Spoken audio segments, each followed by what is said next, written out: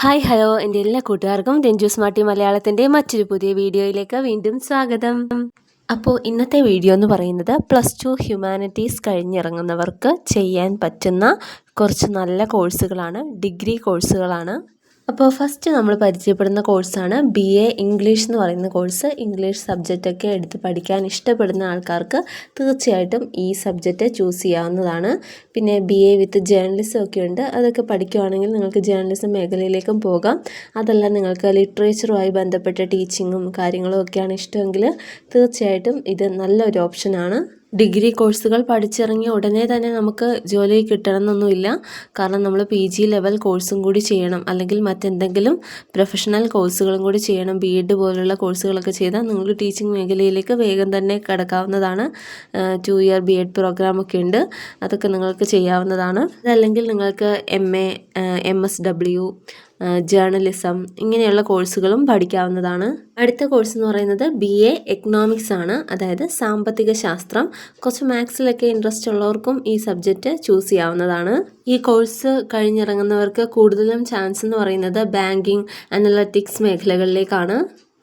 ഈ കോഴ്സ് പഠിച്ചിറങ്ങിയവർക്ക് കൂടുതലും ചാൻസസ് ലഭിക്കുക ബാങ്കിങ്, അനലറ്റിക്സ് മേഖലകളിലായിരിക്കും. ഇനി ഈ കോഴ്സിന് ശേഷം നിങ്ങൾക്ക് PG ലെവൽ കോഴ്സുകളാണ് ചെയ്യാൻ താല്പര്യമുണ്ടെങ്കിൽ MA എക്കണോമിക്സ് എടുക്കാം, അല്ലെങ്കിൽ MSc എക്കണോമിക്സ് എടുക്കാം, അല്ലെങ്കിൽ MBA എടുക്കാം. ഇങ്ങനെ ധാരാളം ഓപ്ഷൻസ് ഉണ്ട്.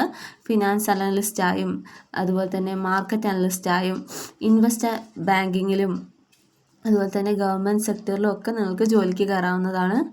അടുത്ത കോഴ്സാണ് BA ഹിസ്റ്ററി. അപ്പോൾ ചരിത്രമൊക്കെ പഠിക്കാൻ ഇഷ്ടപ്പെടുന്നവർക്ക് വളരെ സ്യൂട്ടബിൾ ആയിട്ടുള്ള ഒരു കോഴ്സാണ് BA ഹിസ്റ്ററി എന്ന് പറയുന്നത്. നിങ്ങൾക്ക് സിവിൽ സർവീസിലേക്കും ആർക്കിയോളജിയിലേക്കും ഒക്കെ പോകാൻ താല്പര്യമുണ്ടെങ്കിൽ തീർച്ചയായിട്ടും ഈ സബ്ജക്റ്റ് തിരഞ്ഞെടുക്കാവുന്നതാണ്. ഫർദർ സ്റ്റഡീസിന് താല്പര്യമുണ്ടെങ്കിൽ നിങ്ങൾക്ക് MA ഇംഗ്ലീഷ്, ജേർണലിസം, ലോ ഇത്തരത്തിലുള്ള കോഴ്സുകളും സെലക്ട് ചെയ്ത് പഠിക്കാവുന്നതാണ്. അടുത്ത കോഴ്സ് എന്ന് പറയുന്നത് BA സോഷ്യോളജിയാണ്, അതായത് നമ്മുടെ സൊസൈറ്റീനെ കുറിച്ചും മനുഷ്യൻ്റെ പെരുമാറ്റം, ഹ്യൂമൻ ബിഹേവിയർ, അതുപോലെ തന്നെ സോഷ്യൽ ഇൻസ്റ്റിറ്റ്യൂഷൻസിനെ കുറിച്ചും ഒക്കെ പഠിക്കാൻ വേണ്ടിയിട്ടുള്ള ഒരു കോഴ്സാണ് BA ഇൻ സോഷ്യോളജി എന്ന് പറയുന്നത്.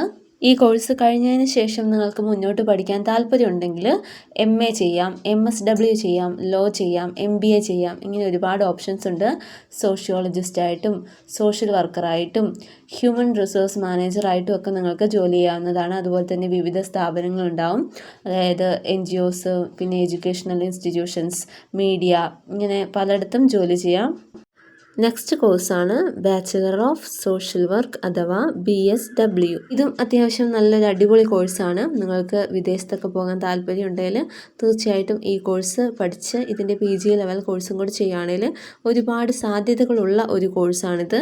ഈ കോഴ്സിന് ശേഷം നിങ്ങൾക്ക് മുന്നോട്ട് പഠിക്കാനാണ് താല്പര്യമെങ്കിൽ MSW, അതുപോലെ തന്നെ medical field, counselling, human resource management, public health, community development, ഇങ്ങനെ ധാരാളം മേഖലകളുണ്ട്.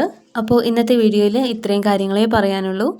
അടുത്ത വീഡിയോയിൽ ബാക്കി കാര്യങ്ങൾ പറയാം, അല്ലെ വീഡിയോ ഒരുപാട് ലെങ്തി ആയി പോകും. ഇന്നത്തെ വീഡിയോ നിങ്ങൾക്ക് ഉപകാരപ്രദമായെന്ന് തോന്നുകയാണെങ്കിലും തീർച്ചയായിട്ടും ലൈക്ക് ചെയ്യാനും ഷെയർ ചെയ്യാനും സബ്സ്ക്രൈബ് ചെയ്യാനും മറക്കരുത്. നെക്സ്റ്റ് വീഡിയോ ആയിട്ട് വേഗം തന്നെ വരുന്നതായിരിക്കും. വീണ്ടും കാണുന്നവരെ ബൈ.